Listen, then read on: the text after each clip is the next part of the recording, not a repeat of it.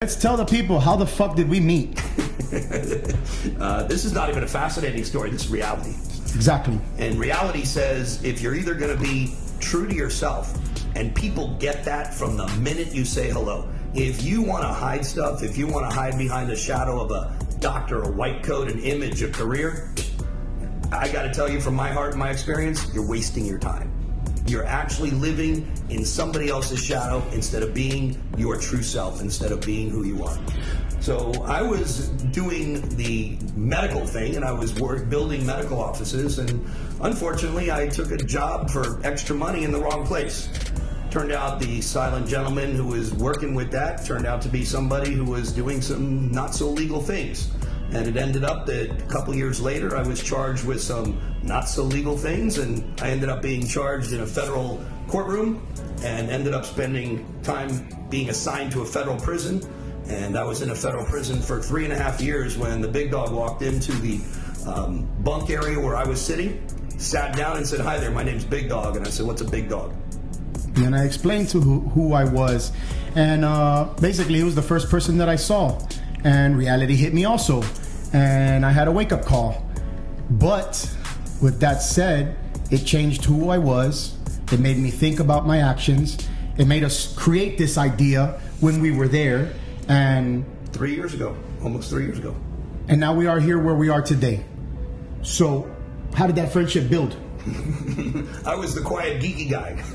I sat there, I didn't understand the environment I was in, so I would read, sit in silence. I taught a stress class for 2.5 years to a whole bunch of guys and faculty and staff. But essentially I was with the withdrawn, isolated, geeky guy who sat in a corner and never went anywhere. I went back and forth to work, which we were assigned, and that was 5 days a week. Had a couple of visits from my kids, and that was it. So when Eddie and I got talking, it turned out that, one of his things that he was doing in his gym was something that my son was also involved in. We started chatting. We started having lunch together. He says to me a few months later, "Hey, you want to start doing some exercise, and I'll train you and we could exercise together." And that's about how it started. I ended up switching my jobs back to the compound. I used to work off compound. Switched jobs so that we could start to work out together. And the first thing people noticed was, what is the big, strong guy hanging out with the small, tall, geeky guy doing? And it led to there. We became a great relationship. And sometimes I tell you guys that everything starts in the gym, and the gym can be a good thing for you. It can be a great addiction, like we spoke the other podcast the other day with Marilyn. But the addiction for us was phenomenal. It built a relationship that we have today outside and inside of prison. We don't want to fuck around and tell you any bullshit. We're not perfect. None of us are perfect. You fucking know you ain't perfect. So that's why I'm fucking kicking you the real deal. And we're all going to have our ups and downs. We're all going to have our merry-go-rounds.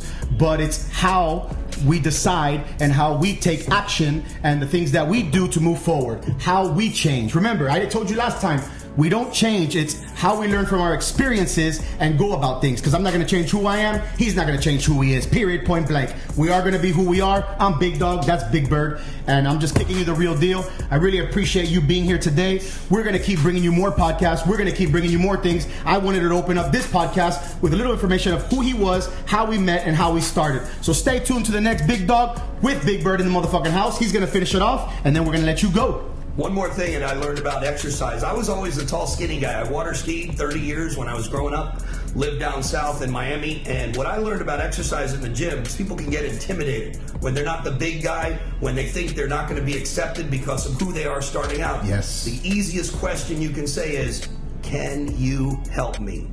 Don't be intimidated. Be who you are. Say, "Hey, I'm just starting out." I can't tell you the respect you will get from people saying, "Of course I'll help you, man." They'll spot for you. They'll change weights for you. They'll work out with you. And I'm talking some very serious, long-term people who are in prison. And they sat there and they said, "Hey, come on, man, Becker, come on over here." Well, what it did was it broke the ice between my confidence, so it built the confidence. I was investing in my own health, which is where I came from. You always invest in your health. The problem with medical care is they usually go out and take care of everybody else at the sacrifice of yourself, whether it be stress, you don't eat right, you're on the run, you're working all hours of the day and night. I did it. I've been there and I did that for 24 years, guys. And let me tell you, it's a very quick end to what you think is a fulfilling life. When you really want to help yourself, you ask for help. When you really want to say you're doing right, admit your mistakes. And let me tell you, that's the way you really grow. from what you don't know. And when you ask what you don't know to somebody who knows, like Big Dog, you tend to get the best of all worlds. Thank you, brother. You heard it first. Big Dog, I'm out. Kicking you the real deal.